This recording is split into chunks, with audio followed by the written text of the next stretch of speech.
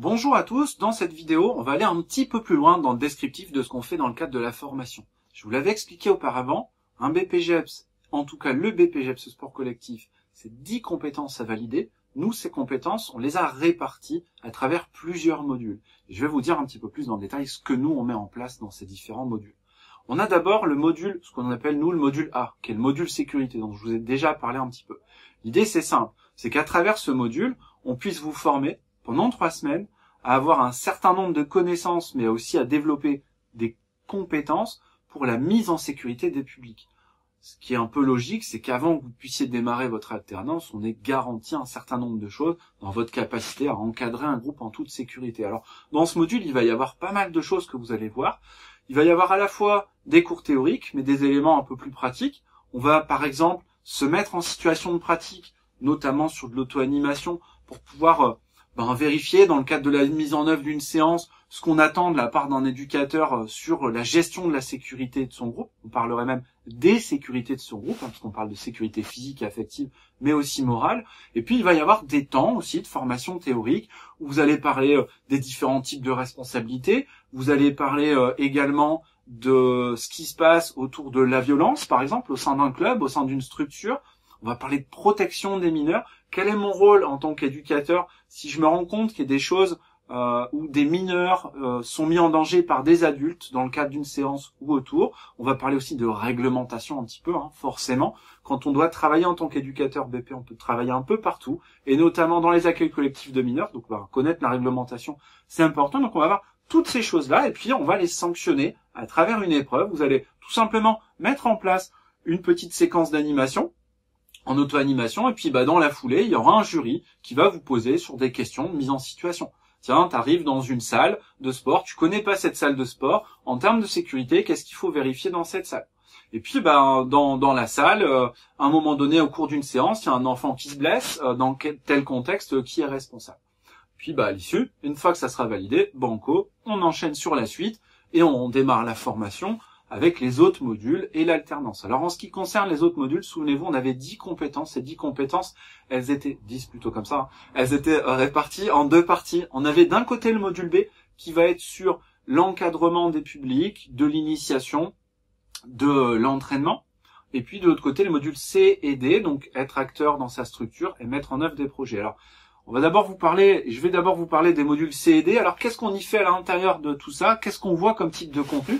Alors, c'est principalement mon collègue Rachid qui coordonne la formation avec moi, qui accompagne les stagiaires sur cette partie-là. Je vais en parler à sa place. Normalement, je devrais pas dire de bêtises, mais je parle quand même sous son contrôle. Ici, dans ce module, ce qui va se passer, c'est que, notamment sur le premier, le module C, l'idée, c'est de savoir comment une structure fonctionne. Peut-être que pour certains, vous êtes dans une association depuis longtemps, vous savez pas comment votre asso elle fonctionne. En fait, vous venez là, vous allez vous entraîner, vous encadrez des équipes, mais vous connaissez pas le fonctionnement de cette association. Et pour pouvoir à terme mettre en œuvre un projet, si je connais pas les rouages de cette association, ça va être difficile de pouvoir m'y frayer un chemin et être efficace. Donc, vous allez travailler sur la connaissance des structures, mais pas que des associations. Ça peut être d'une entreprise qui s'occupe de mettre en place du sport, ça peut être également la connaissance d'une mairie, d'une collectivité où vous allez potentiellement pouvoir bosser. Donc vous allez d'abord découvrir tout ça, et puis ensuite on va parler avec, ici dans le cadre de ce module-là, de méthodologie de projet. Quelles sont les méthodes par lesquelles on passe pour créer un projet de A à Z, et en faisant ça pas en freestyle, mais comme des pros, parce que c'est un diplôme professionnel. Et donc vous allez voir comment on établit un diagnostic, comment on formule des objectifs, comment on organise tout ça, et comment on évalue son projet. Vous allez parler de financement, comment je peux récupérer de financement pour mettre en œuvre ce projet. Et donc tout ça, ça va se faire durant ces 2 modules. Il y a forcément des petits contenus qui vont venir autour de ça, mais en gros, c'est le message, c'est ce que vous allez travailler dans les cours, principalement avec mon collègue Rachid. Puis il y a l'autre partie, sur plutôt de la pédagogie. Vous l'avez compris, là c'est très simple, il va y avoir pas mal de cours, ce qu'on appelle en psychopédagogie. Alors la psychopédagogie, pour faire simple, on est sur la capacité à pouvoir étudier le comportement d'un public et puis essayer de l'amener à apprendre des choses. Et donc concrètement, ça va être comment je fais pour préparer une séance de manière efficace, quelles sont les pédagogies que je peux utiliser pour pouvoir mettre en place ma séance et atteindre mes objectifs, amener à mon public à pouvoir le faire. Et puis on va aussi parler dans tout ça de préparation physique. On a la chance d'avoir un préparateur physique de renom qui vient intervenir sur nos formations de management aussi d'un groupe. Quelles sont des méthodes pour pouvoir créer un cycle d'entraînement, comment on planifie une saison. Voilà le type de contenu que vous allez avoir dans le cadre de ces modules. Alors, on n'est pas à l'école, on est dans une formation professionnelle. On a des personnes dans nos formations qui, pour certains, sortent tout juste du système scolaire. Ils sont lycéens, ils ont eu ou pas d'ailleurs leur bac, et ils rentrent en formation chez nous. On a des personnes qui ont quitté l'école depuis bien longtemps, qui sont d'ailleurs professionnels, qui se reconvertissent. Et souvent, on se dit, bah voilà, on va rentrer en formation, on va retourner à l'école. Alors, il y aura une similitude qui va être de quand même s'asseoir sur une chaise. Et parfois, j'ai bien dit parfois, de prendre des notes avec un stylo, parce qu'on va pas des masses l'utiliser, le stylo, dans notre formation, vous le verrez. Mais globalement, dans ce qu'on propose, on va tenter de construire des compétences. C'est quand même la mission qu'on a en tant qu'organisme de formation. Donc, pour construire des compétences, il faut qu'on se mette en action. Alors, de l'action, il va pas y en avoir du matin jusqu'au soir tout le temps, c'est sûr, mais il va y en avoir quand même.